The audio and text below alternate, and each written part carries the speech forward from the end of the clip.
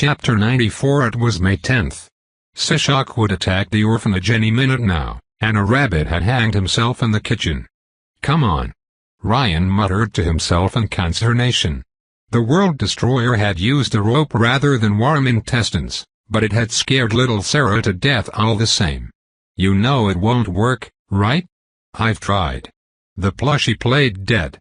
The courier's eyes wandered to the walls, covered in gunshots. An empty Beretta waited on the kitchen's table, alongside knives, lens antidepressants, and alcohol.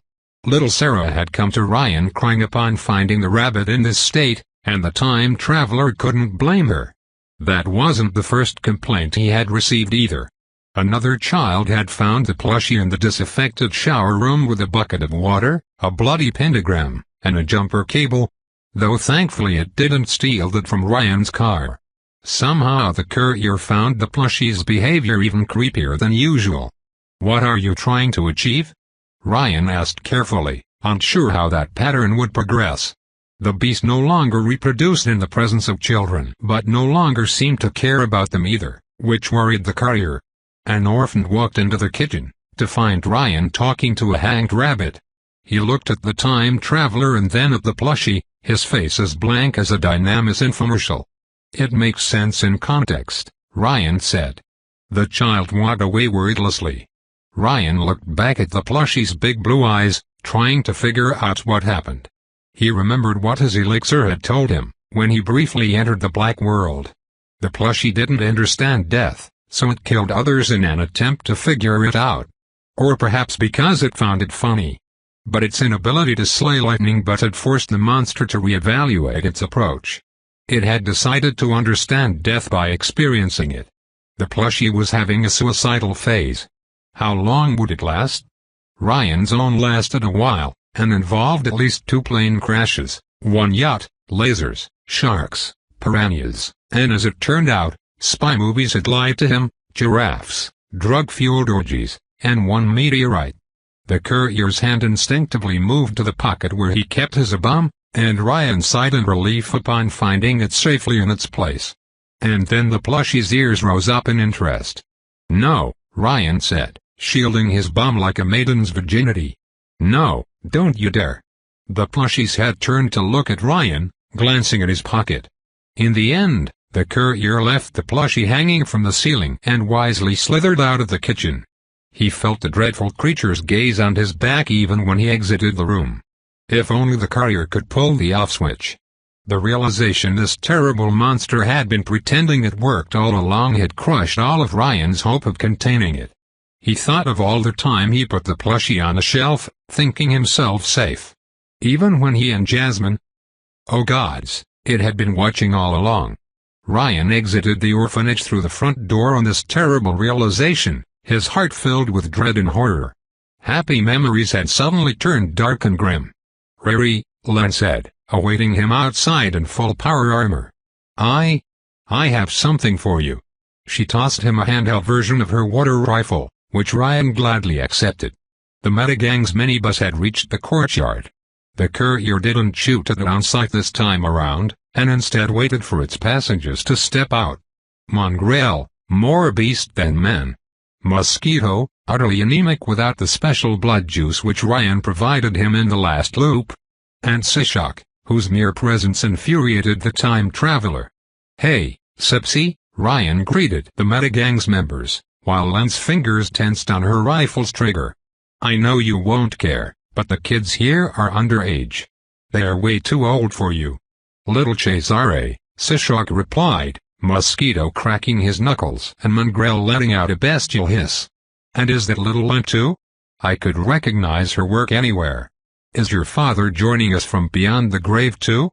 Len remained as silent as a tombstone, and Ryan couldn't help but flinch.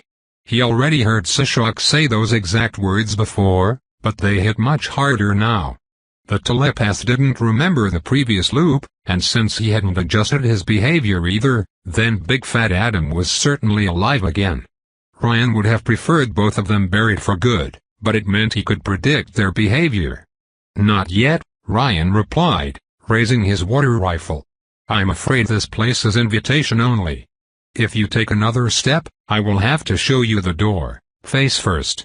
Sishak's tone turned vicious. You were not so brave during our last. Ryan activated his power, shot both Mosquito and Mongrel with the water rifle on the frozen time, tossed his weapon, and grabbed a bliss inhaler hidden beneath his trench coat. And count, Sipsy didn't finish his sentence, as Ryan applied the inhaler to his face and pumped his brain full of drugs. From the telepath's point of view, the courier appeared to have teleported in front of him.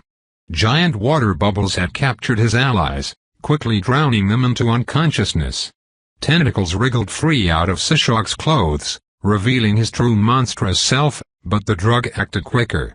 The telepath's limbs trashed around like beheaded snakes while he collapsed to the ground, his brain overwhelmed by bliss. Soon Sishak went limp, liquid dripping from his inhuman skull. The whole conflict had lasted half a minute.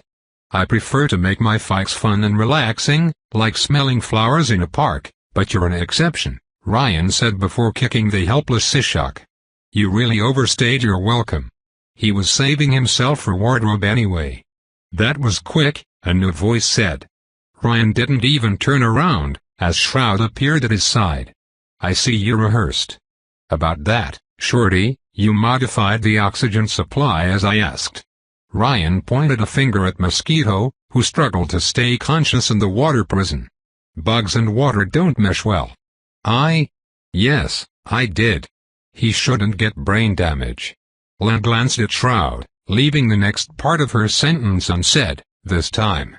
The next member of Quicksave's Avengers arrived while driving a fearsome bicycle, honking to intimidate his foes. The monster of the East had come to lay waste to psychos and evildoers alike, to bathe his fur in their blood. Is the panda on time? Timmy said as he abruptly stopped his vehicle near the Metagang's minibus, ready for battle. He will save the day. You're a bit late for that round, my young panda one, Ryan replied, patting the man-bear on the shoulder. But you're early for the main course. Oh, so we'll eat before defeating bad guys? We shall eat, yes, Ryan raised a fist to the heavens. We shall eat villains' dreams and drink their tears. I understand, Sifu. What can he do? Shroud asked, glancing at the panda with clear skepticism. He can transform into the most powerful creature on Earth, Ryan boasted on his apprentice's behalf. I thought he would be a good addition to your traveling circus. That's right. The panda nodded sheepishly.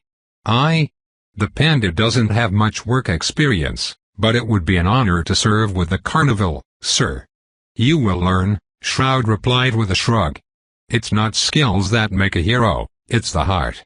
You can pick up the first through time and effort, the second not so much. Ryan had half expected the Siliconetic to look down on the panda like Enrique did, and was pleasantly surprised. Then again, the carnival had a tremendously high rate of turnover, so they couldn't afford to turn down volunteers. The mere idea of joining this illustrious group of heroes invigorated the panda, the man-bear ready to take names and prove his worth. How many more are we waiting for? Len asked Ryan. 2 more. Ryan had considered bringing Adam Kitty to the party too, but putting him, his sister, and Livia in the same team was bound to backfire. At this point, Felix was too scornful of his family to stand them. Afterwards, drug bust, and we haul everyone we catch to jail.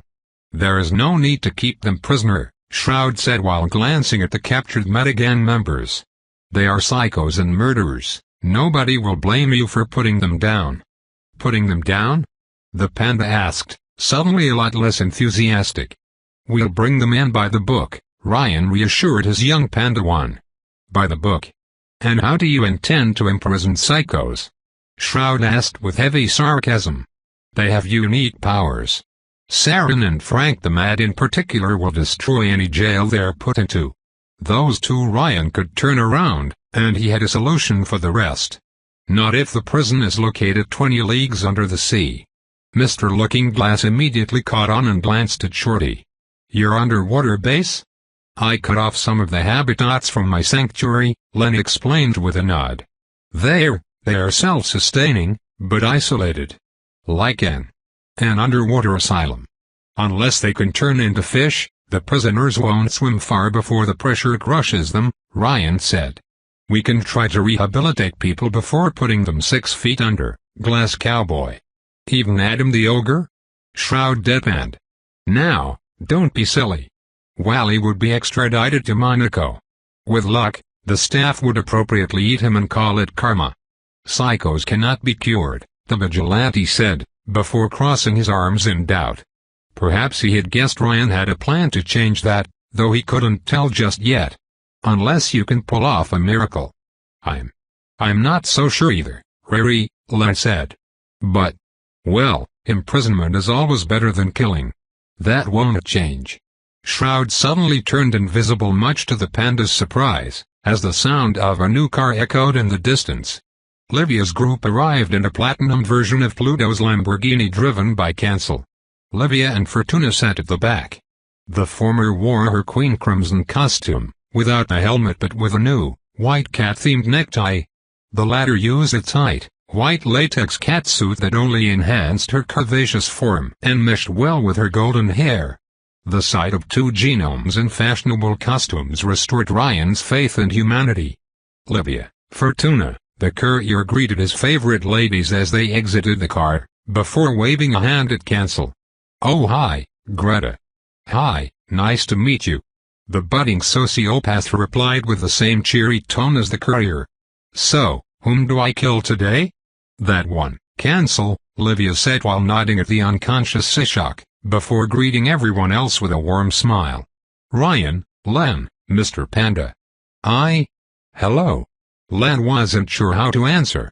Though Ryan couldn't see her face beneath her power armor's helmet, she probably examined Livia with mistrust.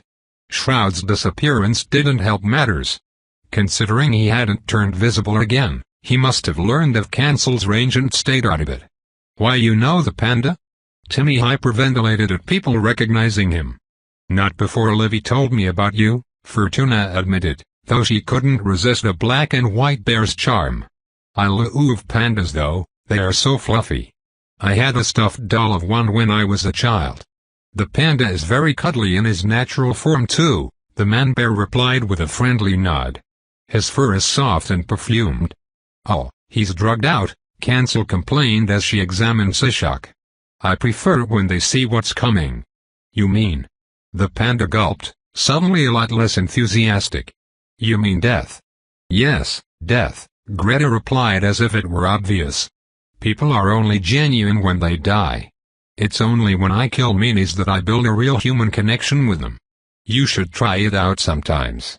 Ryan noticed the Lamborghini's windows cracking at the edge, though it was barely noticeable. He can brainwash and take over others' bodies, and getting rid of him is the only way to save his victims, Ryan told the disturbed panda. Sometimes, a hero must get his hands dirty. Well, truth be told, there were probably non-lethal ways to cure Sishak's thrills, but the time traveler didn't care about them. The brainjacker and his boss were the strongest arguments for the death penalty the courier had ever seen, and would receive no mercy from him. Wait for my signal to execute him, Livia ordered Cancel. We will deal with the rest shortly. As you wish, boss. Greta replied, a hand on her waist.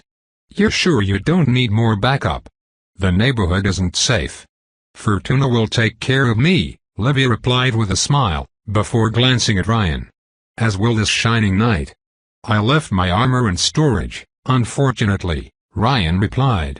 Let's recover it then. Cancel pulled Sishak's body in the Lamborghini and drove away afterward, but not before Livia picked up her helmet from the car's chest.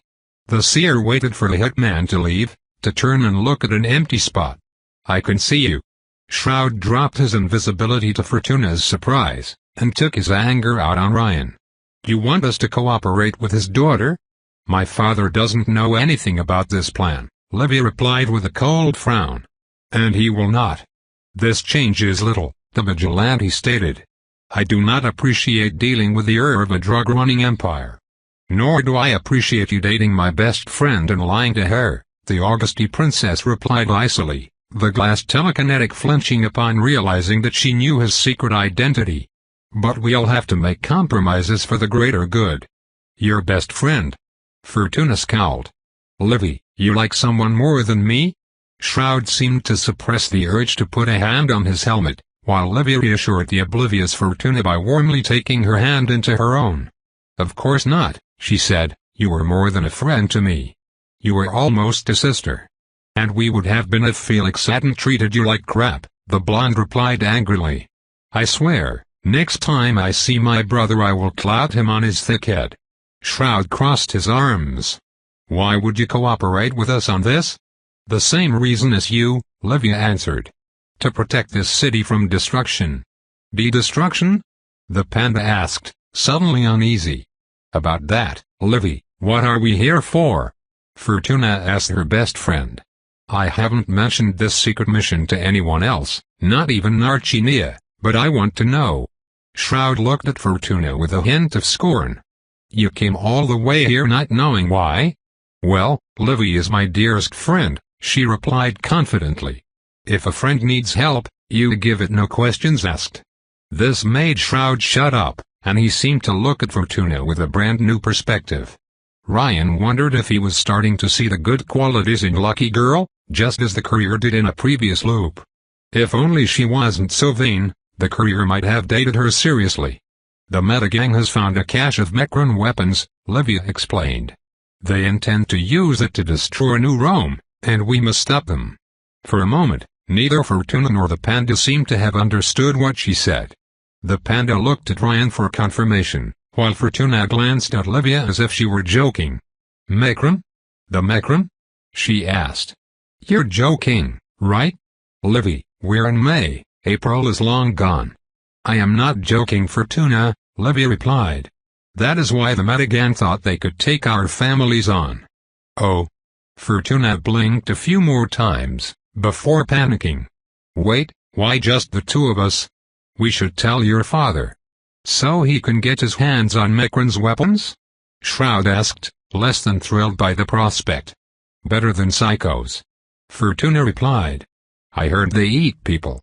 I have seen the future, Fortuna, Livia said calmly. That technology will cause harm no matter who gets it. It is to go. If anyone but us knows, it will find its way into the wrong hands. Fortuna scratched the back of her head. You're sure about this, Livy? Livia nodded gravely, and Shroud found his tongue again. So this is a temporary alliance until the Mecron base's threat is dealt with, he stated. We agree to destroy it together, and then it's business as usual. Yes, the Augusti princess said with a nod. Afterward, we will discuss what you came to New Rome for, and see if we can reach a diplomatic solution. Ryan said nothing, trying to make these two get along on their own.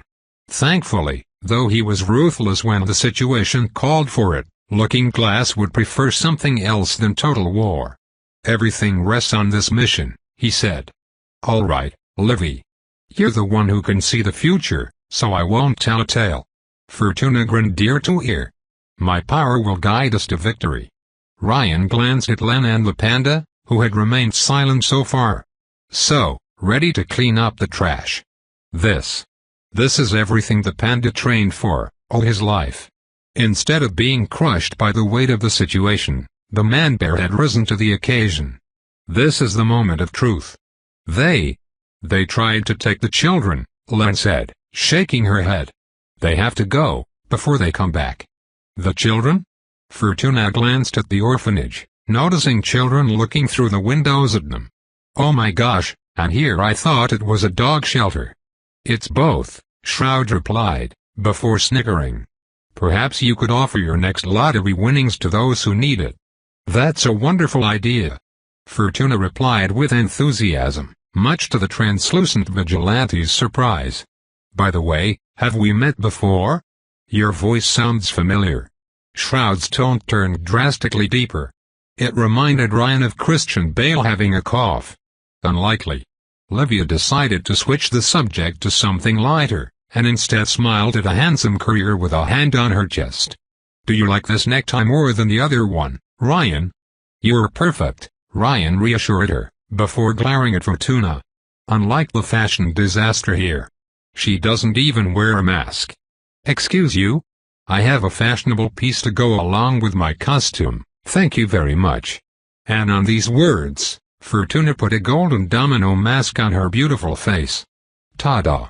Though the color did mesh well with her hair and clothes, Ryan wasn't impressed. Clark Kent, that mask doesn't hide anything. Of course it doesn't. She sounded almost proud of it too, putting a hand in her hair. Look at me. Look at me. It would be cruel to deny our foes the ecstasy of my beauty, especially since this would be the last thing they ever see. They'll probably go blind from the horror, Ryan deadpanned, Shroud chuckling in response. How dare you? Fortuna put her hands on her waist, furious. Be glad I am taken. If you had been my boyfriend I would have made you invite me for dinner to apologize. Ryan grinned behind his mask. You were taken. I have found the one, Fortuna boasted. The perfect gentleman. Shroud looked really uncomfortable, so Ryan decided to tease him further. Do you have a photo of the victim? He asked Fortuna. Of course. Lucky Girl showed the group a photo of a sour Matthias Martel on her cell phone. The poor game designer looked as if he had been dragged in front of the camera by force. Isn't he the cutest? Oh yes, he's a very transparent person, Ryan said with a nod. You see it on his face. His eyes are a window into his soul, Livia added with a giggle, while Shroud did his best to ignore them. The panda, who didn't know better, spoke his mind. He doesn't look very happy. Because he doesn't understand we're meant to be together, but he will, Fortuna said while putting back her cell phone in one of her catsuit's pockets. It's fate. Ryan would have pitied Matthias, but better him than the courier. If the time traveler had interfered in the previous days, then that golden retriever would have targeted him instead. Time is running out, Shroud complained, while Len agreed with a nod. I have timed everything based on the information Ryan provided, Livia said. Once Greta slays Shishak, the Meta Gang will go on high alert. It has to happen at the moment we attack the junkyard, to deny Adam the Ogre time to prepare and maximize confusion in his ranks. She made the plan? Shroud asked Ryan, incensed. We did, the courier replied with a shrug. Hey, you wanted to see her, we have one. Looking Glass dislike was clear, but he had committed to this course of action and swallowed his pride. We will destroy the Metagang's base after we finish, he said. I won't take any risk of their technology ending in the wrong hands. That is the plan, Livia replied aloofly. Len will attack from the water access, while we distract from the front. I will debrief you on the way to the junkyard. How far ahead have you planned? Ryan asked his former first lady. Up until we move inside, afterward. Afterward things become more difficult, especially since I still can't see you. Livia put a hand on her waist, which made her look glamorous. Surprise me, quick save. Always. Leave it to me, Livy, Fortuna said with a smirk. None of these mutants are getting anywhere near you, I swear. Ryan had long pondered how to break into Mecran's mainframe, realizing it would either take an ungodly amount of loops and memorization, or an army taking huge casualties. Instead, he chose a third option, bringing in a living cheat code. From what Ryan knew of elixirs, he had assumed that Lucky Girls worked as a guardian angel, influencing events around the spoiled brat to make her happier. Perhaps it thought that Shroud would make the perfect match for Fortuna. Or more probably making the vigilante fall in love with her would put her off the carnival's radar. The courier wondered how far yellow elixirs could see in time. Fortuna's power had limits since Ryan and other yellow genomes could counter it, but it was pretty damn powerful. The only true obstacle among the meta for Fortuna would be the land. The Terrakinetic had already slain Lucky Girl once before, so Ryan wasn't in a hurry to see it happen again, but Livia seemed to have a plan to deal with her. After this exchange, the group separated. Len dragged the captive Mosquito and Mongrel inside the orphanage, to put them in an automated bathysphere and then move on to Mecran's bunker next. Ryan, the panda, Livia and Fortuna boarded the Plymouth Fury, while Shroud flew above them. The courier smashed the accelerator, ready to bring the fight to the Meta Gang. And his car refused to move. After a few fruitless attempts, Ryan turned around to glare at Fortuna. Why are you looking at me like that? The oblivious blonde protested. It's not my fault if you're too poor to buy a Ferrari. You don't insult my car. Ryan raised a threatening finger at her. I've blown up cities for less. Did you? Livia and the panda asked at the same time, the former more curious than surprised. If you even ask, then you don't know me enough. Ryan glanced out of his window, looking up at Shroud. Translucent. The vigilante froze in midair. No. Yes. Sit in the back. No, he repeated. Find another car. Ryan gave the vigilante the look, until he gave in. In the end, Fortuna happily sat in the backseat's middle, an angry Shroud on one side and an amused Livia on the other. A happy and determined panda sat at the front next to Ryan while he turned on the car. This time, the Plymouth Fury worked again, and Livia couldn't stop chuckling. There was no escape. Chapter 95. Ryan drove his Plymouth Fury through dilapidated streets, while his partner in crime explained the plan in the back. He had put on the bowler hat, like a crown of pain and destruction. When Sishok dies, the bunker will go in high alert, Livia explained, checking on her phone. Cancel waited on the other side of the line to execute the metal squid. According to Ryan, Adam the Ogre explicitly ordered the land to close the bunker's entrance if intruders get too close to it. This means we have only a short time window to either take down the land, or reach the base's entrance before she can close it. How long? Shroud asked, trying to disguise his voice by making it rougher. Minutes, Livia replied. How do we prevent her from noticing our approach? The vigilante was always such a downer. Her range extends for miles. I checked. The good thing about Ghoul is that, like with Lego toys, Ryan said while opening the glove box, he comes in many parts. A skeletal foot wriggled within it. Oh, I wondered where the rest of him had gone, Shroud noted from the back seat. What is this, Sifu? The panda asked, disturbed. It's like a rabbit foot, it brings luck. Ryan glanced at Fortuna in the rearview mirror. Though less than the living charm over here. Thank you for recognizing my superiority, though it is obvious, Fortuna said with smug pride. And this is disgusting. Ryan froze time and tossed the severed foot at her lap, causing Lucky Girl to scream when the clock resumed. She made a cute sound and grabbed Shroud on instinct, much to the vigilante's confusion. He seemed torn between reassuring her and annoyance. I have a hand in the trunk, if you prefer it, the courier mocked the blonde. I will show you a hand. Fortuna complained before throwing the foot at the driver. She would have aimed true too, if Ron didn't freeze time to catch the projectile. I will slap you in the face. Anyway, as long as we have her tenant's body parts in the car, the landowner won't pay attention to us. Ryan put the foot back in the glove box. She will think Sipsy picked Ghoul up and they're now returning home. At least, until we crash through their front door. Livia answered with a nod. The Reptilian, Acid Rain, Gemini, and the Thrill should protect the junkyard's surface, while the rest of the gang is in standby inside their base. Sishok's execution will free his victims, the Reptilian shouldn't be a problem, and I can handle Acid Rain. Ryan blinked. You can. Though he couldn't see her face with her helmet on, the courier was pretty sure Livia grinned in response. I can see where she teleports before she does.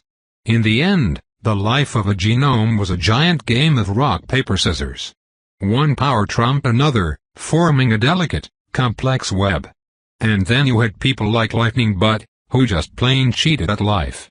Gemini and the land don't have any hard counters though, Livia said, as the group came within sight of the junkyard's walls of car piles and trash. Fortuna, Shroud, can you take care of them? Leave it to us, Livy, Fortuna replied before frowning.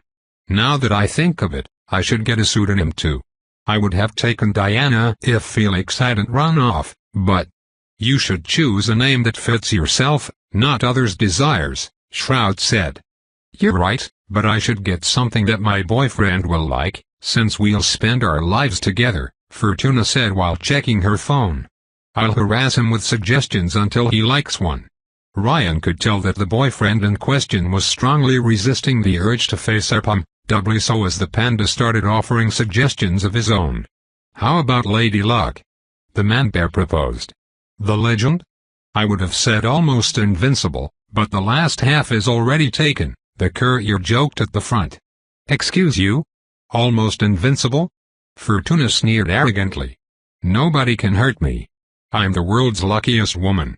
The memory of the blonde model bleeding out after Pluto shot her in the chest flashed through Ryan's mind. Only if another yellow isn't involved, Goldie, Ryan said. The land is one, and you should stay as far away from her as possible, lest you find your luck running out. That can't happen. It can, Olivia said, shocking her best friend. The land is a yellow-orange psycho who can gain conceptual dominion over an area, and this control trumps yours over luck.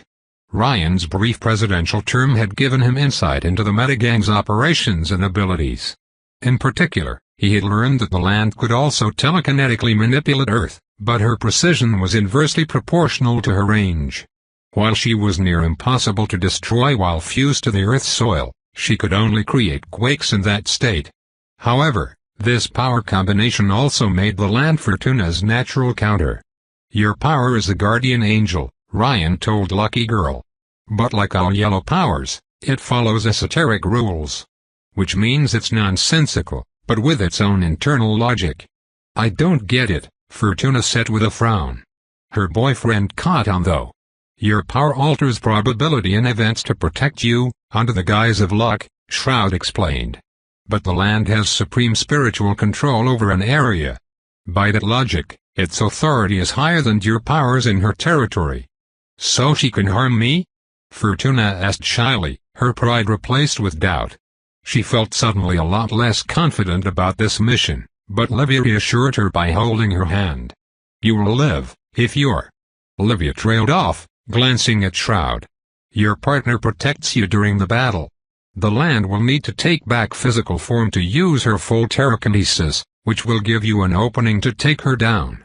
A deal is a deal, Shroud said, though the main reason he ended up with Fortuna was due to her power foiling his assassination attempts. Unlike your kind, we do not betray our alliance in the middle of a fight. If you have my back, I will have yours. You better. Fortuna said, regaining her bravery. If I die, I swear I will haunt you. Ryan suddenly wondered how the land and Geist's abilities would interact, and folded the idea away into a corner of his mind. Maybe the former could exercise the latter, especially since his power anchored him to an area too. In any case, if they could take out the land, then the Meta Gang didn't have anyone capable of bringing down Lucky Girl. With it walking four-leaf clover on their side, the battle would be as good as won. Gemini and Ink Machine would be the hardest to contain due to their abnormal physiology, followed by Frank.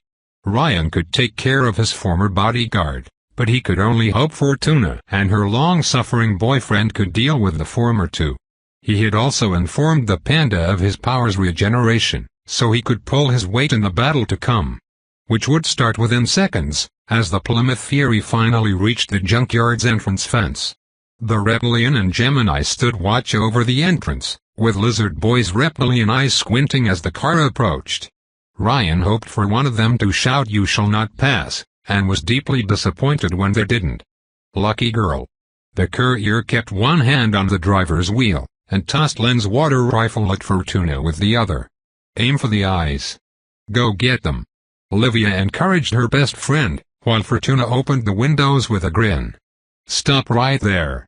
The reptilian panicked, but Ryan answered by accelerating. Stop.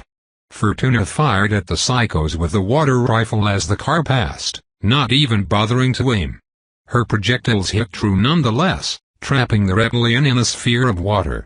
The water phased through a Gemini however, the ethereal woman of light vanishing as the car approached. Her monstrous shadow chased after the Plymouth Fury, but not quickly enough to make a difference. Ryan raced through the junkyard's labyrinth of 14 trash walls and twisted turns. He still carried the reflexes from his first suicide run, and experienced an impression of déjà vu. Someone should sound the alarm in 5, 4. Now. Olivia said, typing on her phone. Nobel raised the alarm. Cancel must have executed Seshak on the spot, freeing the thralls and sowing confusion into the ranks. Ryan didn't understand how much until they reached the bunker's entrance without the land stopping them. Acid rain guarded the tunnel leading beneath the junkyard, and instantly summoned her toxic clouds above their hands. "Thieves!" she shouted at the Plymouth Fury's sight, her face twisted into an expression of frothing fury as she drew two knives. "Thieves at the gates!" Fortuna opened fire at her with the water rifle, but the land seemed to have finally noticed the intrusion. The junkyard trembled as an earthquake shook its foundations, tossing trash and collapsing car walls.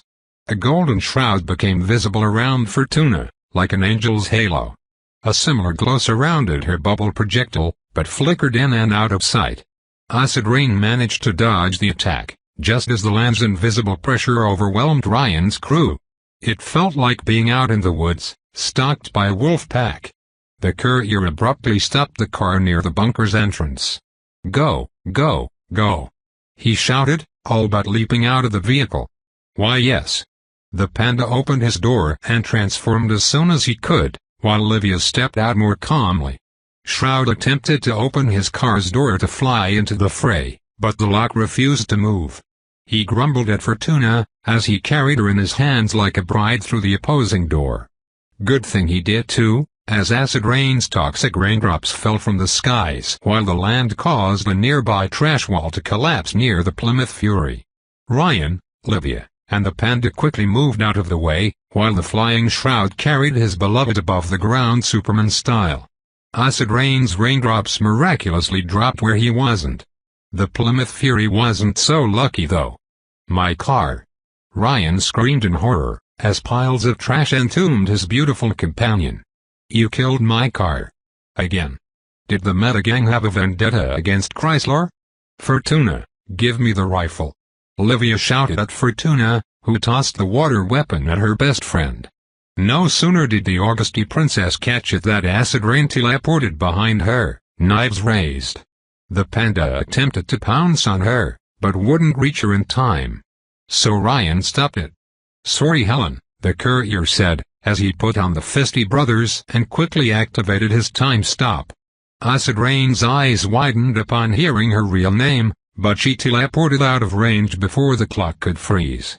The courier quickly grabbed the paralyzed Olivia and moved her out of the way, in case the teleporter flanked her again. Acid rain reappeared the second time resumed, her weapons lunging for Ryan's throat. "You piece of shit!" she snarled, as a shiver went down the courier's spine. "I'll got you like a time skip forward." When Ryan regained consciousness, he found himself a few steps away from his starting location, and acid rain's knife stabbed the transformed panda's arm. Though her blade cut deep, it didn't do much to slow down a 700-kilo behemoth. Acid rain herself barely had the time to blink as Olivia pulled the water rifle's trigger, the Augusty princess having positioned herself right behind the teleporter. A sphere of water swallowed Helen, and when she attempted to teleport away atop a hill of junk, the prison followed her. Acid rain covered her mouth in an attempt to hold her breath, as she and the bubble rolled down the trash pile. It had been too late to save Ryan's bowler hat though. Acid raindrops had wormed a hole in it, and slightly damaged Olivia's suit. "She tried to stab you," the Augusty princess said while the panda removed the knife in his arm. Olivia's secondary power allowed her to skip time forward, creating an anomaly where everyone followed their predestined actions like sleepwalkers while she could adjust her own. Ryan, though, couldn't be interacted with in that state. The blade faced through you. "How did she behave in the erased time?" Ryan asked, glancing at a flying shroud and Fortuna. The land seemed to have singled them out as the real danger, trying to bury them beneath debris to no avail. "She teleported away when I activated my power. But since I can predict her actions with my blue power, I simply had to wait for her to reappear." Olivia rushed at the bunker's entrance tunnel, which the land had started collapsing with a quake. "And now we must act. Panda 1, with me," Ryan shouted at his sidekick, while shouting one last observation to Lucky Girl and Looking Glass.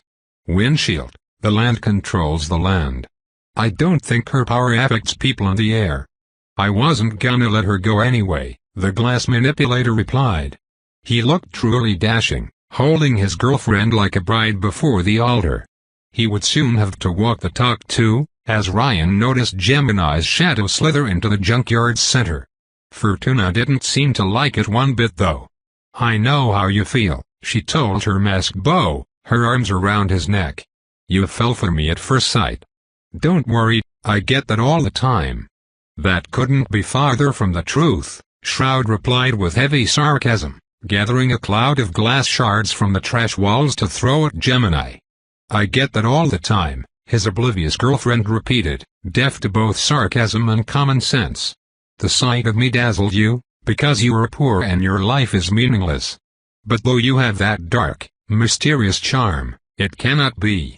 I am not the kind of girl that cheats on her boyfriend with the first mysterious stranger." "That shouldn't be a problem," Ryan heard Shroud deadpan back, before the courier entered the tunnel with the transformed panda rushing at his heels. Ryan hoped they could manage the land in Gemini, but Livia didn't seem worried. She must have seen them prevail in her visions. In any case, the courier's group quickly arrived in front of the bunker's blast door, while the earth walls around them threatened to collapse. A pack of Dynamis dog drones immediately ambushed them. "Spring roll attack!" the panda shouted as he outpaced his teammates and pounded on the robots like a rolling boulder, flattening one of the machines. Two others attempted to flank Livia, and rushed at her with iron jaws. "Heavier caliber?" Ryan asked Livia before tossing her his coil gun. His accomplice grabbed the weapon in her right hand while holding her water rifle with the other. Though she was no talented marksman, she shot one drone with precision, blowing off its head. Most probably her power helped with aiming. The other machine was within an inch of closing its iron jaws around Livia's neck, but Ryan froze time and punched it with fisty. The blow sent the metal hound crashing against a wall when time resumed. Individually their abilities were powerful, but together, they were invincible. The sheer synergy had turned this whole raid's difficulty from hard to easy. "We should strongly consider taking over the world with our combined powers," Ryan told Livia. "None shall stand in our way." "Which of us gets America?" the Mafia princess asked a hard question. "I take the South, you take the North? Or we marry and we share everything." He couldn't help himself but flirt with ladies mid-battle. To his surprise, Livia teased him back. "Only if you conquer France for our honeymoon." The panda, who had summarily crushed the remaining drones while screaming his attack's names, looked at the duo in horror. "Sifu, you aren't considering turning to the dark side?" "Nah, it's purely hypothetical," Ryan reassured him while the trio crossed the blast door, the tunnel collapsing behind them. The land had closed the bunker's entrance for now, trapping them inside. Unless. Livia left her sentence hanging, looking at Ryan. He immediately caught on. Unless they tried in another loop. Ryan had worried bringing in more people through loops would limit his options, but a time-traveling buddy opened so many possibilities. "You know what, how about we take some holiday time after we finish work?" It had been a while since he had gone on a vacation loop, but it would be perfect to de-stress after all these doomsday scenarios. "I will show you places you can't even imagine." "That would be fun," Livia replied with a warm, delightful chuckle. The seer seemed to enjoy this raid as much as the one on Star Studio, and somehow her good mood only reinforced Ryan's. "Though we should find a team name." "Crimson World?" Ryan happily suggested. "Two violets do not make a red, Ryan," Livia giggled in return, as they crossed the metal corridor leading towards the recreational area. The invisible pressure of the land's power vanished, either because Looking Glass managed to force her to manifest or because her power's range stopped at the bunker's entrance. "How about Lady and Knight? Crimson Queen and Purple World? Are you two together?" the panda asked, unable to suppress his curiosity. "You look so cute, it makes me fuzzy inside." "Not yet," Ryan joked, before glancing at the reinforced windows on both sides of the path. The area had fallen into complete chaos, with Sishog's thrills having collapsed unconscious after their brainwasher's demise. Most importantly, Shorty had risen from the bunker's C-axis in full power armor, and took the psychos by surprise. Ryan noticed a few familiar faces like Pale Guy and Fookfus trapped in water spheres, but his best friend struggled with Rakshasa and Ink Machine. The former summoned gremlins faster than the underwater genius could trap them in water bubbles, while the latter harassed her in close combat, stretching her liquid limbs into axes. "No, not yet," Olivia said, her tone changing from teasing to serious. "She can handle them, Ryan. But only if we take down Adam and Frank quickly enough, or else there will be casualties." The courier nodded. Though this loop was a test run for the final bunker raid, he couldn't let any innocents die if he could help it. Ryan's thoughts turned to what he would do after New Rome. He came to the city expecting to either return to wandering the earth if he couldn't find Shorty, or settle down with her if he did. In the end, while he and Len reconciled, they couldn't return to the happy, blissful romance they once shared. The wheel of time had turned. They would remain close family, but no more than brother and sister. Ryan was happy with it, but he wondered if he would stay with Len and the orphans after solving the crisis in New Rome. Adventure was in his blood, and he yearned for new experiences. At one point, the courier had found a lively partner in Jasmine, who shared his sensibilities, but she was gone. For the first time in a long while, Ryan wondered what he wanted to do with his life, now that he had friends who could remember him. And he had the intuition Olivia was the key to figuring it out. But these questions could wait for later. The trio rushed into the recreational area, finding the atrium deserted. Though the Street Fighter's arcade game was mercifully intact, alongside the bar, no group of psychos barred the group's path. Perhaps Shorty had already dealt with the main defenders, or some had perished trying to access the bunker. The moment of respite lasted until the elevator's door opened, and a colossal figure with carbon skin walked into the atrium. "I am sorry," Big Fat Adam said as he walked out of the elevator, with Saren and Frank in tow. He carried some strange, coiled cannon in hands, probably salvaged from Mekran's armory. "That is not an exit." "Indeed, Fatas," Ryan replied, Olivia taking position at his side while the panda let out a fearsome roar. This time, Honey Fat Lecter had nowhere to run. Chapter 96. Ryan went straight for the killing blow. CIA. His hand moved inside his trench coat, and brought out a fake badge he had prepared for this day. "Arrest this man." The Senate impeached high. Adam didn't let him finish, and instead pressed his cannon's trigger. A black sphere came out of it, forcing Ryan's group to disperse.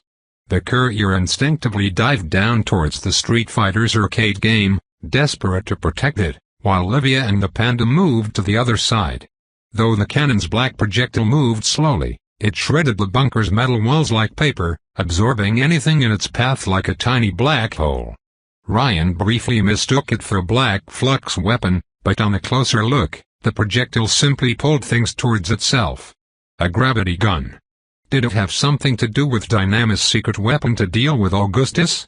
Food for thought. Saren immediately followed her boss lead, unleashing a shockwave at Olivia. The seer saw the attack coming before the psycho even pulled the trigger, and stepped out of the way. The panda let out a fearsome roar and charged at Big Fat Adam, claws extended. "See?" Ryan looked at Frank while waving his badge, who was slightly confused. He doesn't respect the democratic process. But to his surprise, Big Fat Adam happily played along. "See, that's what I told you, Frank," Honey Fat Lecter said with joviality, before backhanding the panda so hard the man-bear tumbled backward. "The storm is here. The CIA is taking over, trying to kill me as they did with Kennedy. They slew my vice president, like they're going to kill all the senators. They won't get to you, Mr. President." Frank swore, his fists raised so high that they hit the ceiling. "The White House will not fall. You have to protect democracy, Frank." Big Fat Adam continued to brainwash his bodyguard with a sinister, televangelist smile. "If you fail, all is lost."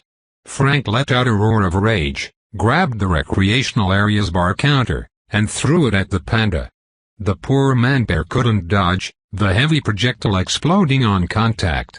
Though it didn't kill the 700 kilos bear, it stopped him dead on his tracks, and allowed Frank the Mad to bull-rush him. The whole atrium shook with every step of the Iron Giant. The Fatas had anticipated someone might use Frank's delusion against him, and prepped him up accordingly. That damn, cunning bloody bastard. You know, of all the foes I've fought in my long life, you're probably one of the most dangerous, Ryan confessed to Adam. Augustus was far more powerful, but Hannifat Lecter more than compensated in cunning and sheer depravity. And that's really saying something. What can I say, mate? If a man is a man, he knows what he wants and gets it. And what I want, he raised his gravity cannon at Ryan, is to make you squirm. Ryan stopped time, the projectile stopping in midair. Good, a black flux weapon would have still worked. Speaking of black flux, Ryan rushed at the false president to introduce him to his minorities' rights. Tossing his false CIA badge aside, the courier punched the cannibal in his stomach. Having managed to rattle Augustus in the previous loop, Ryan expected to inflict some damage. Big Fat Adam's carbon skin was way less resistant than Lightning Butt's body, as the latter tore through the former like butter. The ogre didn't even flinch. If anything, the blow seemed to damage Fisty's pistons more than the Metagang's leader. Why? Why didn't it work? Had his encounter with Lightning Butt been a fluke? Had Ryan only managed to hurt Augustus because the plushie softened him up first? Unless Ryan needed to focus his powers first. The courier could only produce visible black flux particles while wearing the power armor, after all. I need the Saturn armor to use that power, Ryan muttered to himself, right before time resumed. Hannifat Lecter's projectile demolished the Street Fighter's game, much to the courier's dismay. The arcade. This was it. If his Plymouth Fury getting drowned in garbage hadn't ruined this run, that tragedy did. You tell me, mate, Big Fat Adam replied, wielding his cannon with one hand and trying to smash Ryan with his other fist. He didn't have time to do much, as a coil gun shot him in the left eye, blowing it up in a brief shower of blood. Arg! Ryan took the opportunity to leap back to safety, glancing at his savior. Thanks, I guess the two of you didn't see eye to eye.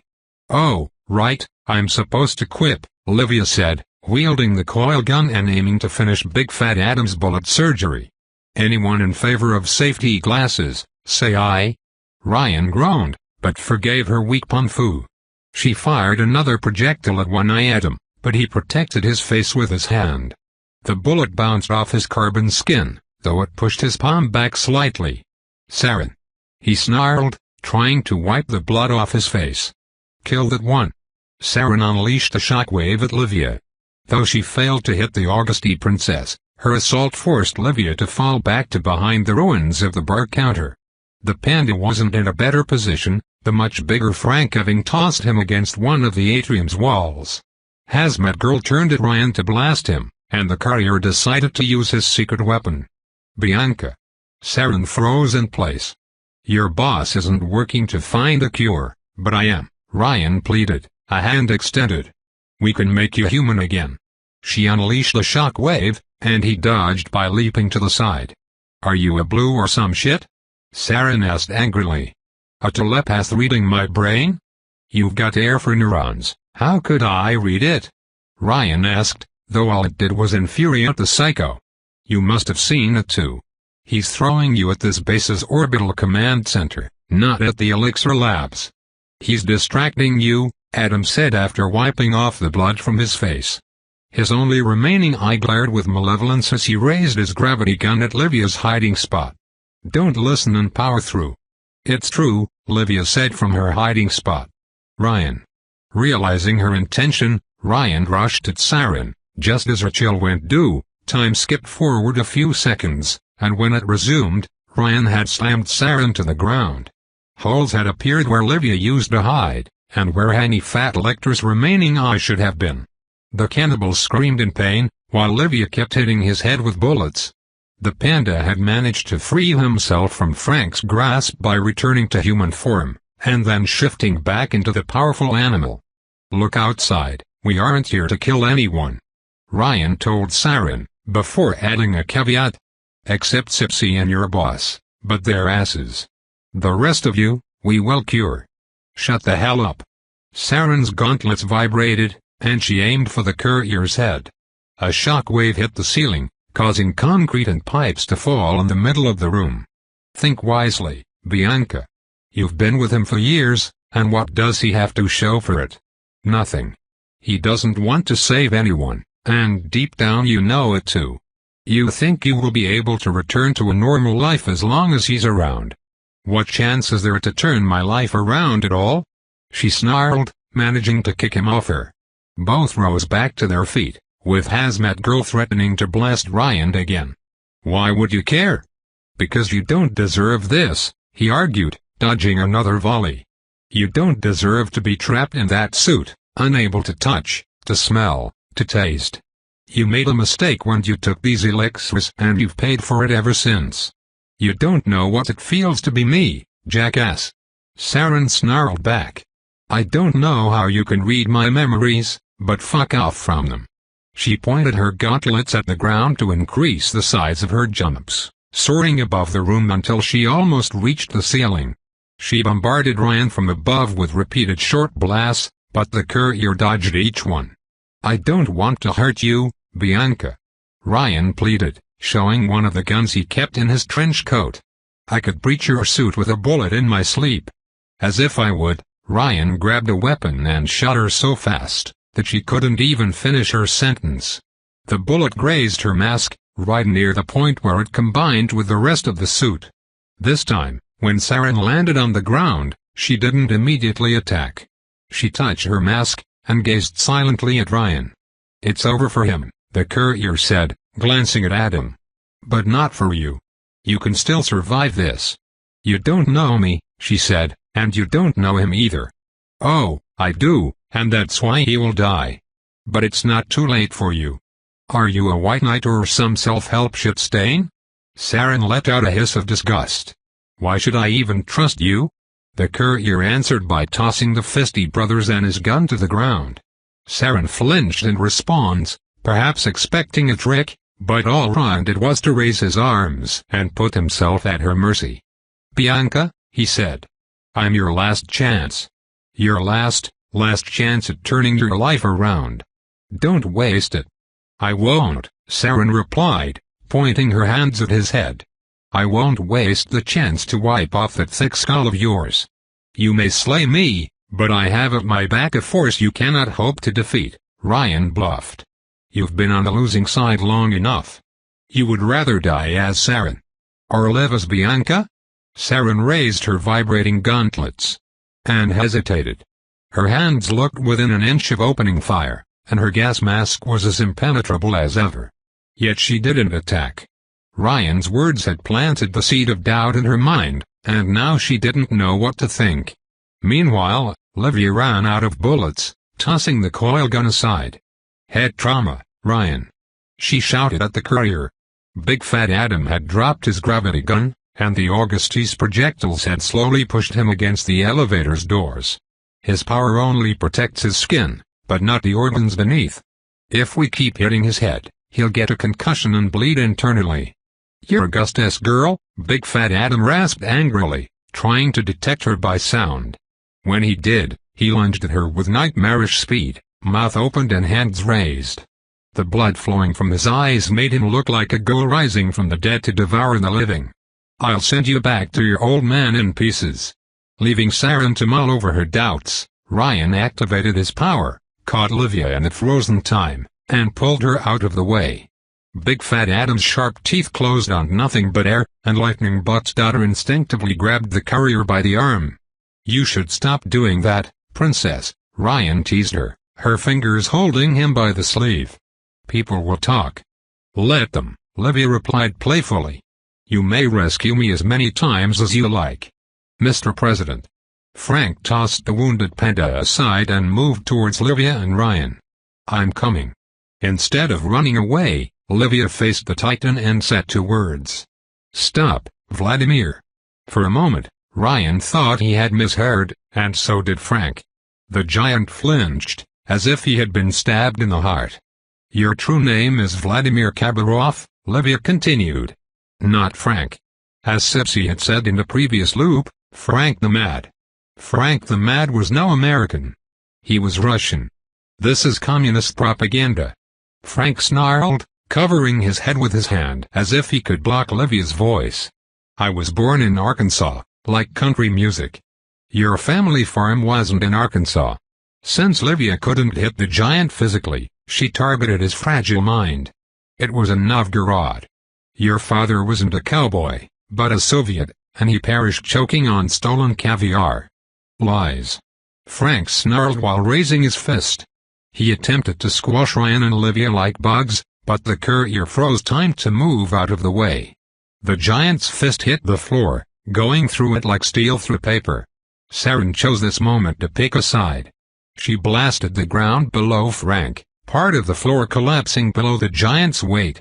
The self-hating colossus fell down the hole halfway, with only his torso sticking up. He attempted to raise himself up, to no avail. Sifu, get down. Ryan turned around, to see that big fat Adam had recovered and tried to flank him. The blinded madman must have detected them by listening to their exchange with Frank. Suffering from his cooldown, Ryan attempted to back away, but Livia held him by the sleeve. Instead, his bloody Pandawan tackled the ogre before he could get anywhere near his master. The two brawled for a second, but the more experienced Adam quickly grabbed the bear's hands with his own. The psycho opened his mouth, to reveal a syringe full of swirling liquid. An elixir, but not a Meccan-made one. This was the same blue elixir the cannibal had attempted to turn Ryan into a psycho with after blowing New Rome to Kingdom Come. And true to his sick obsessions, Adam spat it at his foe. The courier barely had the time to blink in horror as the elixir shattered on the panda's face. Blue liquid splattered on the panda's soft fur.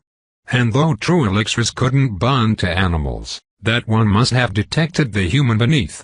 The green genome switching back and forth between his two forms as his body absorbed the liquid. Big Fat Adam pushed his victim backward to fall on his back with cruel glee, while Ryan held his breath in horror. I got one of you, Honey Fat Electra gloated triumphantly. Indeed you did, Livia replied with smug calmness. Her tone surprised Ryan. Why didn't Livia seem concerned? Why didn't she fall back? Unless she had seen this event in a vision, and let it happen? Why? Only when the panda settled back in his animal form, did Ryan understand. His body had completely absorbed the blue elixir, the syringe's shards crushed beneath his mighty feet. Instead of madness, the monster of the East moved with focus, and purpose, and strength. Out of all the millions of people living in New Rome. No way. Saren whispered with shock and jealousy, as the man-bear took a step towards Adam. The cannibal heard him coming, but he had guessed what happened from the sound. The realization had left him too shocked to move. Livia had predicted she and her father could take two elixirs with no ill effect. And when the panda's eyes shone with a blue hue, Ryan felt a moment of religious awe. A Gregorian song echoed at the back of his mind, and he could almost see holy light shining into the bunker. For God existed, and he had fur. The panda launched himself in the air, his right leg and arms extended, the left knee folded. How could a giant bear fly like this? Ryan would never understand, but he did. Perhaps Big Fat Adam might have dodged, if he still had eyes, or maybe he would have been paralyzed in awe too. The panda shouted his attack's name, with his cute, amusing voice. Soaring Panda. How could something so ridiculous look so good? The panda's feet hit any Fat Elector's head with so much strength, that Ryan heard a loud crack as both connected. The monstrous psycho flew backward and crashed on the ruins of the arcade, while the victorious bear gracefully landed on his feet. His pose reminded the courier of a Bruce Lee movie, and perhaps it came straight from it. As for Adam the ogre, he did not rise up again. And hopefully, he never would. Frank, who had observed the scene with horror, attempted to free himself to no avail. His body absorbed the metal within the floor, trapping him further like quicksand. It's over, Frank, Saren said, vibrating hands pointed at his head. Don't make me blast you. I must fight the communist infiltrators. He shouted. And Ryan answered, No, Frank. You are the communists. And then Frank was a zombie. Or he might as well have been, for Ryan's words were the coup de grace. The giant looked at his chest, scratching at it as if he could exorcise the Marxist-Leninist evil that infected him. But when he couldn't, he slammed his head against the floor and mentally shut down. Perhaps his suppressed memories had resurfaced, flooding his brain just as Livia had expected. His false patriotism shattered, the once proud giant had become an immobile pile of scrap. The courier observed him in a minute of respect, as he watched this proud giant, this loyal bodyguard that perished protecting presidents so many times, reduced to such a pitiful state. "How did you know about Frank's past?" Ryan asked Livia, as Saren lowered her gauntlets, still on her guard. "I looked for a future where I won the fight," the Mafia princess replied not so smugly. "Your power is almost as busted as your best friend's. Says the pot calling the kettle black," Livia chuckled. "Speaking of best friends, ours should be done now." "I got one, Sifu," the panda said triumphantly, sitting atop a crushed Big Fat Adam's stomach. "I got one." The circle was complete. When Ryan met him, the panda had been the disciple. Now, he was a master. The battle for the junkyard ended in a complete, near-flawless victory. The only loss on Ryan's side was his car, which had been wounded in action. Though the chrono radio and key functions had survived the land's attack, so the time traveler could always repair it. The group had gathered the psychos in the bunker's hangar, with Saren and the panda helping Len move the unconscious Metagang members into bathyspheres. They would transport the psychos to underwater jails, until Ryan could figure out a cure for their condition. Seshok's thrills would also be kept there, to receive medical attention and avoid the bunker's secret from spreading yet. They would be released once the base was destroyed. As for Big Fat Adam, Len insisted on bubbling him too. Unlike the other prisoners though, he drowned to death in it, waking up just long enough to understand he was about to die. Communists could never make a good product, especially for people who try to attack orphans under their care. As for Fortuna and Shroud, they had both walked inside the bunker without a mask and arm in arm. The former looked giddy. The latter, as if he wished to die inside. "You won't believe it," Fortuna announced. "Matthias. Matthias is the Shroud."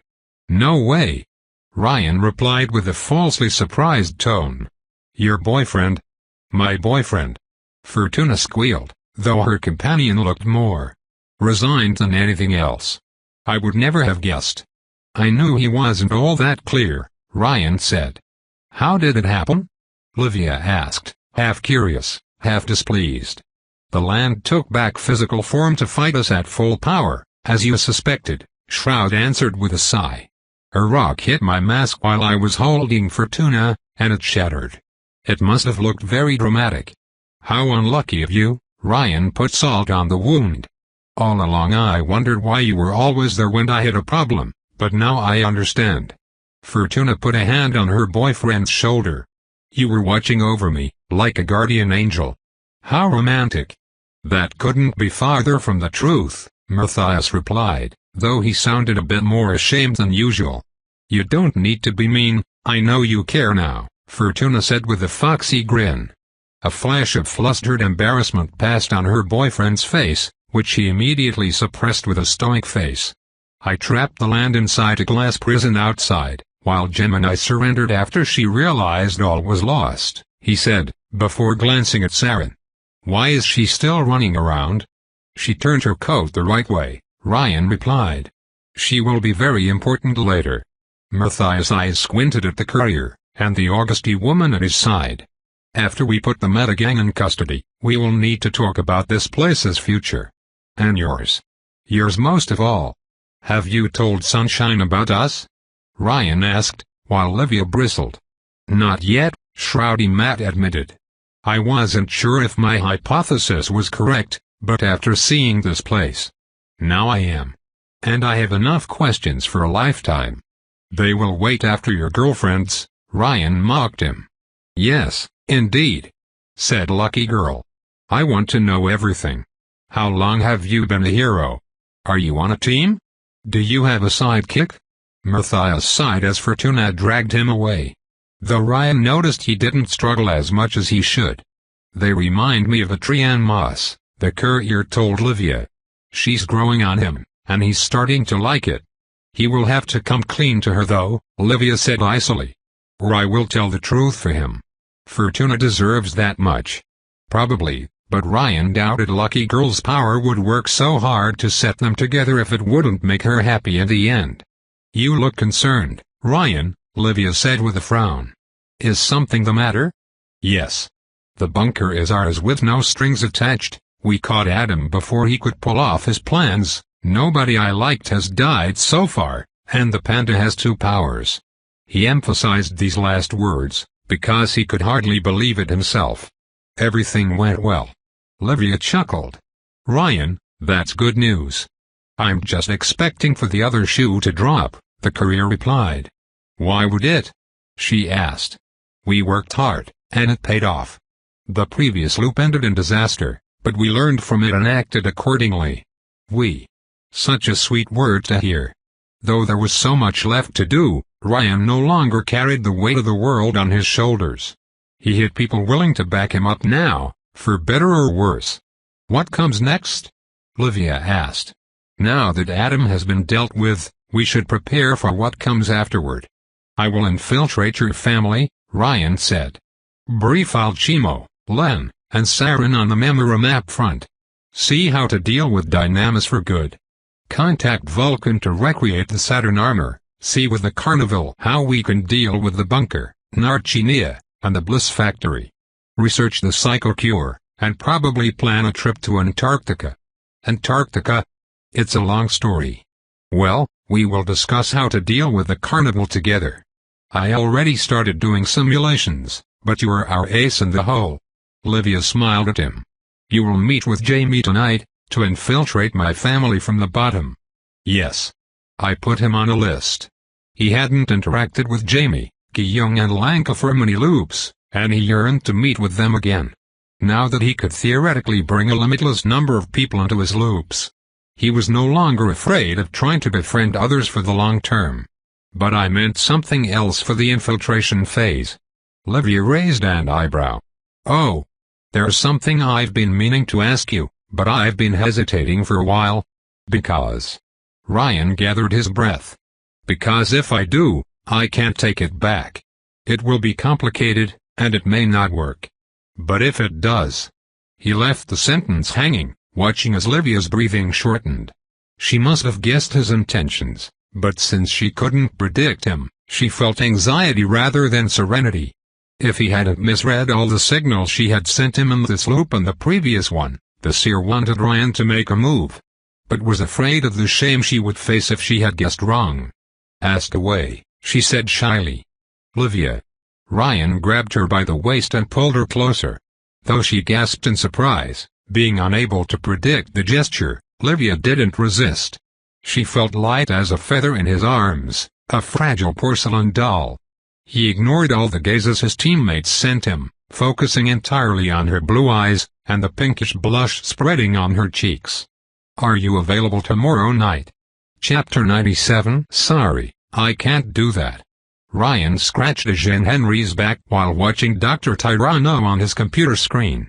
The bomb laid on the desk, right next to the late Fat Adam's gravity cannon. "You're saying no to unlimited fundings, resources, and safety from the monster you keep bottled up in your lab when he inevitably breaks out. Because you know he will." "I don't know how you managed to learn that much about my work," Tyranno admitted, a little disturbed. "But I am contractually bound to Dynamis for the next 200 years. I can't even leave the building without a heavy escort." 200 years. Were there other time travelers running around in Italy? Is that even legal? In New Rome, it is. Ryan massaged his temples, at his wit's end. "Think, Tyranno, think. You're using an unstable product to turn people you know into timobombs. What will you have after everyone has turned into a bloodstream clone?" Dr. Tyranno remained silent for a moment, but Ryan guessed his answer before he even spoke. "Dinosaurs," the Scully answered. "I'd still have dinosaurs." That made Ryan think more than it should. Still, the fact Tyranno wouldn't leave the Dynamis HQ nor agree to sabotage the knockoff supply dashed a few of the courier's hopes. Even if the Carnival developed a vaccine plague to cure New Rome's population, they would have to assault Lab 66 again to finish off Bloodstream for good. Still, Ryan didn't give up on the Saurian genius. What if I told you we have access to a completely safe knockoff variant, so strong it even works with robots? The courier tempted him. That we have not one, but two genomes with multiple powers and no side effects to study? That we possess a wealth of research and information on elixirs, and a lab capable of creating life from scratch? Then he delivered the coup de grace. In human life? Tyranno's slitted eyes expanded like a frog's, to Ryan's shock. The courier wondered if it was what passed for arousal for humanoid dinosaurs. To hook him further, the courier forwarded the genius a sample of his elixir research, including a bioscan of Mongrel. We're working on a cure for the psycho condition, Ryan said. Though you're contractually obligated to work with Dynamis, certainly you can sacrifice some of your precious time for it. Who knows, maybe you could make a green knockoff capable of granting your dearest, cold-blooded wish. The genius barely took a glance at the data before raising his white flag. Where do I sign? First. Ryan scratched Jean Henry behind the ears. You must give me access to that folder. Oh, that one? Dr. Tyranno seemed strangely embarrassed about it. It's something of a side project, and early results weren't promising. But it will change the world, you'll see. I'll keep an open mind, Ryan said, as he received an email called Monster Girl Project. He opened the video file within. The courier instantly regretted it, as an abomination came into view. The screams and moans that came out of this thing startled Ryan so much, that he almost fell from his chair. His terrified cat leaped out of his lap to take over the nearby bed. Oh God! Oh God! Ryan covered his mouth, though he couldn't tell if it was in horror or terrible awe at the man's demented genius. There were things that could still surprise him after 8 centuries of time traveling. Why? A creative spur. Tyranno explained, as if it made up for this crime against nature. I couldn't do that to a reptile. Why a mink? Ryan asked, closing the video feed when he couldn't take the abomination's screams anymore. Is that thing still alive? No, it died, unfortunately, Tyranno reassured him. But I have a spare. Ryan resisted the urge to throw up, and stopped the video call feed. He would have nightmares for years to come. Even the most depraved Sonic the Hedgehog fans didn't go as far as Dr. Scully did. The courier took a moment to gather his breath, only to suddenly hold it. Two long ears rose from the side of the desk, a monster rising from the depths of hell. No, Ryan said with false panic. The plushie looked at his maker, then at the abum, and finally back at his maker. Meanwhile, Jean Henry ignored them all to vanish beneath the bedsheets, considering the matter beneath his kingly notice. No. Ryan forbade the plushie. And for the first time since this loop began, the furred fiend answered. I will always be your friend. This plushie hastily pushed the bombs button with a loud click. Nothing happened.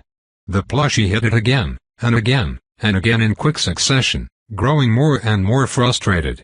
Its eyes turned red as it glared angrily at Ryan. It's a prop, the courier replied with a grin. I gave the real one to Vulcan.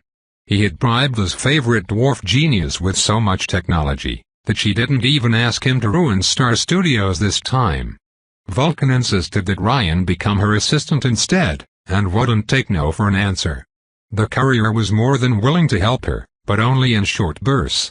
Though Ryan could now interact with Vulcan without feeling stabbed in the gut every time she opened her mouth, the shadow of his Jasmine remained ever present. The courier also intended to use this loop to deal with the Bliss factory in Narchinia, and so would rather stay a contractor working for multiple branches of the Augustus organization. The plushie's eyes turned blue in disappointment, so Ryan tossed it the gravity cannon. Here, if you want to work your way up the suicide chain, he said. Aim for the heart though. There's a chance you might live if you go for the head. I know from experience. The eldritch horror examined the cannon curiously, though the weapon was 10 times larger than it was. Please don't kill anyone else. Ryan pleaded as he left the fiend to its experiments, rising from his seat to move to his door. So? Shroud asked, having waited for him in the next corridor.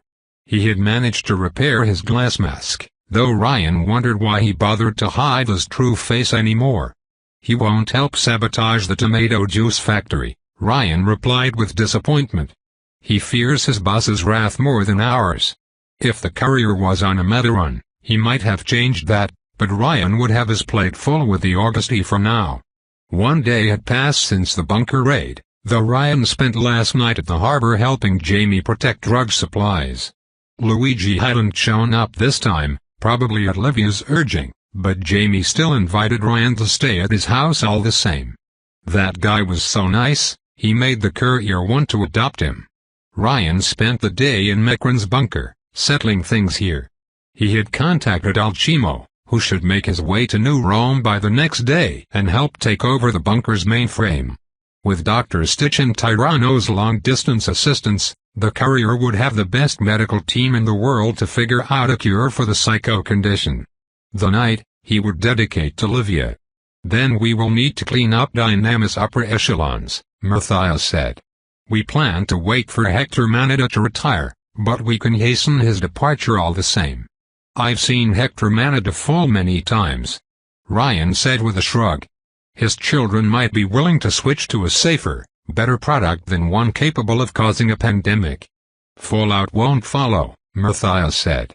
"Enrique might, once we provide him with the necessary data to show the destruction Bloodstream could unleash. And especially if his family lied to him. But Alphonse is another beast entirely. He won't surrender Bloodstream, even for a better alternative." "Why wouldn't he?" Ryan asked with a frown. "He's a commie infiltrator. He wants to turn everyone into a genome, maybe even for free." The vigilante remained skeptical. "Think about it. Fallout not only controls the knockoff supply, but with Tyranno's cure, he can also remove powers at will. That's not the case with Mekran's variants, if I understand correctly." Ryan pondered Shroud's point, and had to admit that he might be right on the money. Atom Smasher planned to make everyone a genome so people like Augustus couldn't monopolize power, but he didn't wish to coexist with other organizations. Neither did he hesitate to lie to his close allies, so that Dynamis could develop a monopoly on knockoff elixirs. If Dynamis could both give superpowers and take them away, then it could become a true superpower. People would be kept in line by the fear of losing their knockoff genome abilities, and the Manito would monopolize the market. Fallout cares less about his knockoff's potential side effects than the societal control they grant his organization, Shroud said. If he was truly the hero he believes himself to be, he wouldn't have created something so dangerous in the first place. In the end, Alphonse Manada only believes in his vision. He won't deviate from his chosen path unless forced to. "I can stop time," Ryan said, remembering Bianca running off to sacrifice herself. "I will stop him." "Can you?" Shroud asked, doubtful.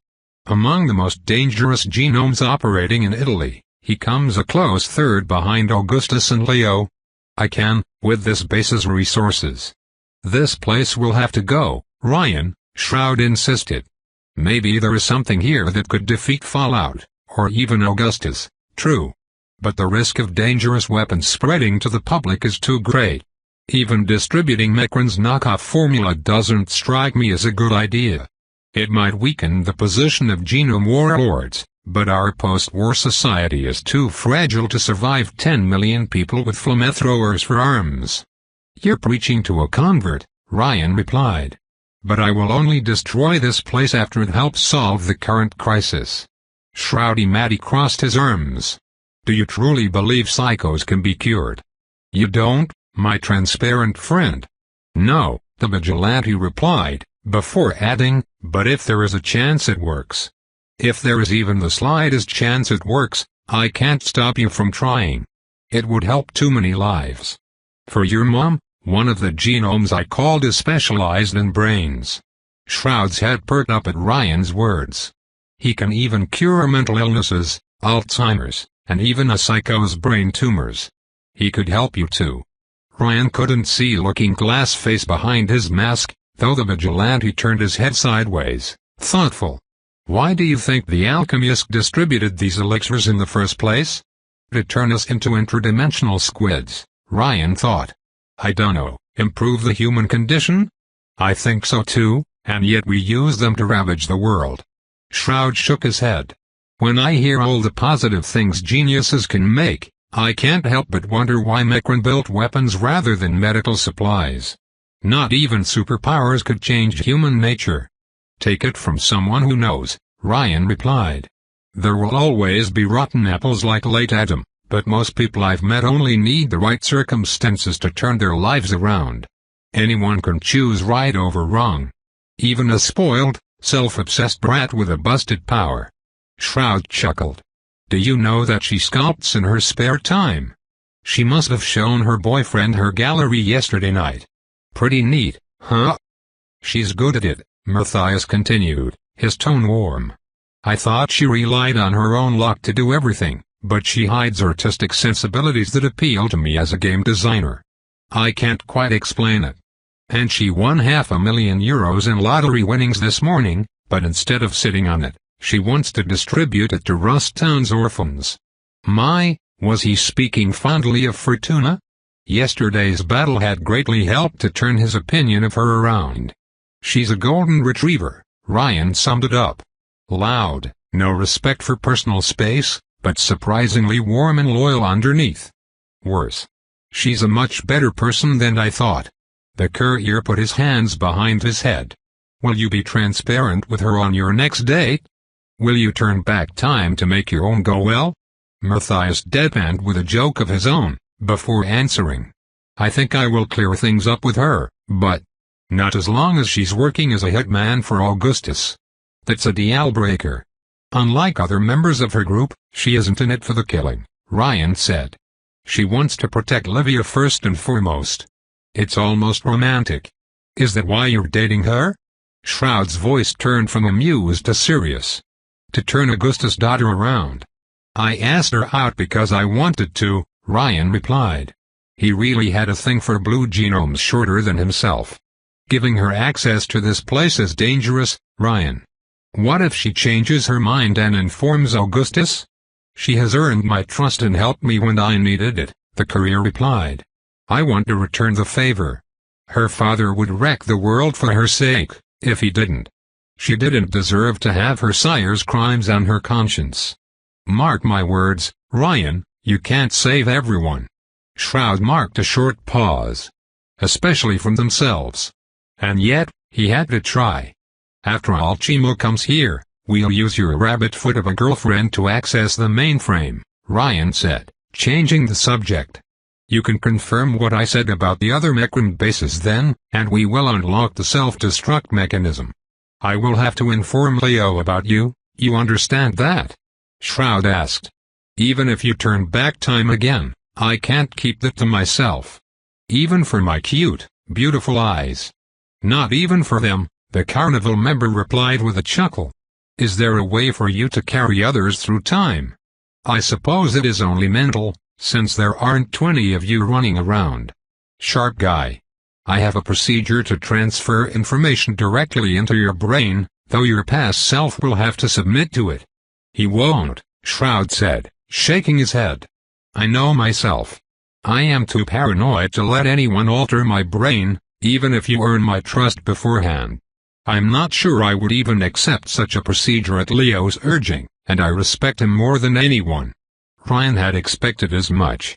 The only people he imagined would go through with the memory transfer unconditionally were Alchimo, who understood the technology, and Siren, who had nothing left to lose. Even Len had remained on the fence so far. I'm trying to improve a system that could bypass that extra step, but nothing's confirmed yet. I don't like it, he admitted.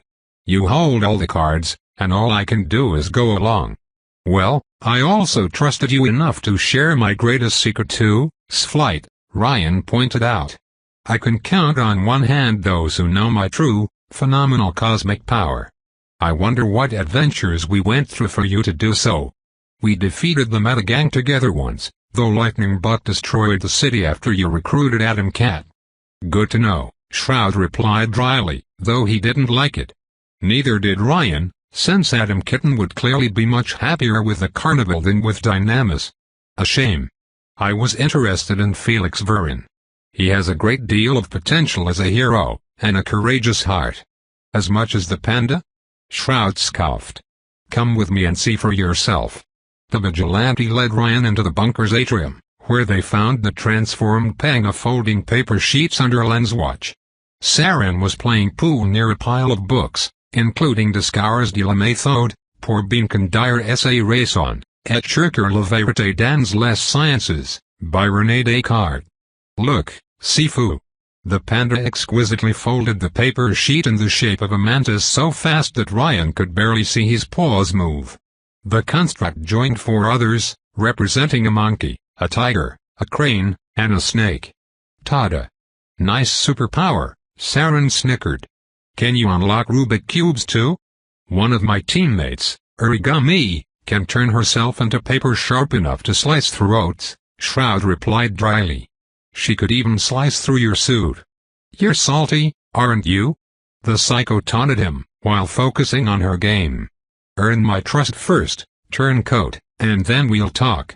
Though he tolerated Saren, the vigilante mistrusted her as much as Ryan did in the early days of his presidency. If you sell us out as you did your previous employer, I will slay you myself. I told your hat pal, if you truly can cure me, then you've got nothing to fear from me. Saren hit an 8-ball with her pool stick. Don't make me wait too long. The courier ignored them to focus on his bear disciple. Even Ryan couldn't fold paper that fast, even though he had mastered the skill years ago. I thought you were a martial arts genius. He asked his Padawan. Or does your brilliance extend to all Eastern disciplines? No, that's not it, Len said while shaking her head. I ran tests. It took him minutes to pick up origami, and he learned French 5 pages into Descartes' book. The more I read, the more it made sense, the panda said. I think he can learn almost any skill at an accelerated pace, Len theorized. Pick up a new language quickly, gain new skills by learning them through osmosis. Ryan knew it took on average 10,000 hours to master a skill, but clearly bears only needed half of one. But how did enhanced learning help make you fly, my young Padawan? That was so weird, Sifu. My vision went all blue, and then I remembered watching Bruce Lee's flying kick in the Green Hornet. And to illustrate his point, the panda mimicked a few kung fu moves with his paws. Then I could do it too. You learned one of Bruce Lee's moves, by remembering it. Yes. The man-bear nodded. That's how I learned martial arts, but I was never this good before. In half an hour, the panda had mastered kung fu, origami, and Descartes. Ryan dreaded to imagine what he could achieve in a week. His Padawan probably couldn't learn what a normal human couldn't, but anything else was fair game. Arithmetic, philosophy, martial arts. Perhaps even genius technology, if given time to observe it. Bruce Lee's moves were made for humans, and yet the panda's second power allowed him to adapt them to his beastly body proportions. His arrogant young disciple had ascended to shatter the heavens. Speaking of power, Ryan needed to run tests on his own after he created the new iteration of the Saturn armor.